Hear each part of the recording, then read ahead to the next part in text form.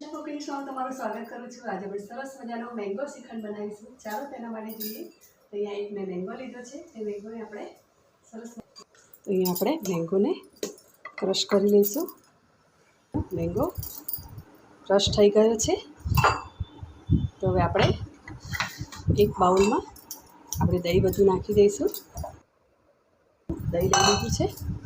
હવે આપણે તેમાં સરસ મજાનું આ રીતે તેને મિક્સ કરી લઈશું। બરાબર દહીં નાખવાથી બહુ ખૂબ જ ટેસ્ટ સરસ આવે છે તેનો।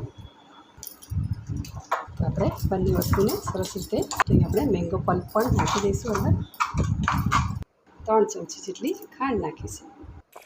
તો બધી વસ્તુને સારી રીતે મિક્સ કરી લેવું। તમે આ રીતે મેંગો શ્રીખંડ નહીં બનાવી તો જરૂરથી બનાવજો। પૂરો વિડીયો જોવા માટે મારી યુટ્યુબ ચેનલ પર જોવું। શ્રીખંડ આપણો સરસ મજાનો તૈયાર થઈ ગયો છે। પ્લીઝ મારી ચેનલને લાઈક શેર અને સબસ્ક્રાઈબ કરજો। Tata bye bye.